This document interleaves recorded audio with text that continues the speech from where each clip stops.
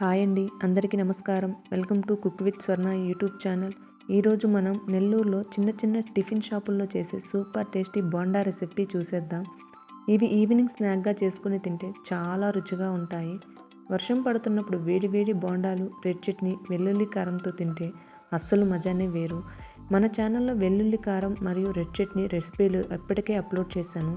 ఇవి కూడా తప్పకుండా చెక్ చేయండి. ముందుగా బోండాల కోసం కావలసిన పదార్థాలు: ఉల్లిపాయలు 2 సన్నగా తరిగినవి, కరివేపాకు కొంచెం సన్నగా తరిగినది, జీలకర్ర 1 స్పూన్, పచ్చిమిర్చి 2 సన్నగా తరిగినవి. ముందుగా ఒక బౌల్ తీసుకొని అందులో దోసపిండి వేసుకోవాలి. దోసపిండి చాలా లూజుగా ఉంటే కొంచెం సూజీ రవ్వ లేదా ఉప్మా రవ్వ వేసుకోవచ్చు, కానీ నేను ఇక్కడ గట్టిగా ఉన్న పిండిని వాడుతున్నాను కాబట్టి రవ్వ వేయట్లేదు. ఇప్పుడు ఇందులో ముందుగా కట్ చేసి పెట్టుకున్న ఉల్లిపాయ, కరివేపాకు, పచ్చిమిర్చి వేసుకోవాలి.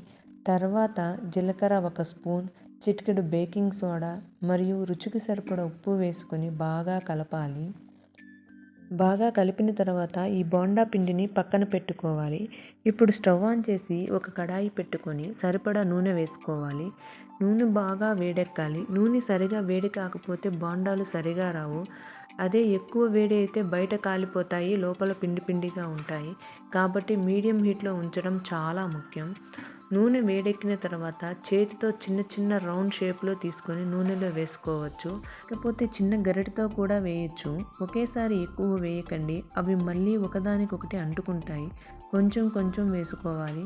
ఇప్పుడు మీడియం ఫ్లేమ్లో ఉంచి బోండాలు అన్ని వైపులా తిప్పుతూ గోల్డెన్ బ్రౌన్ కలర్ వచ్చే వరకు వేయించాలి.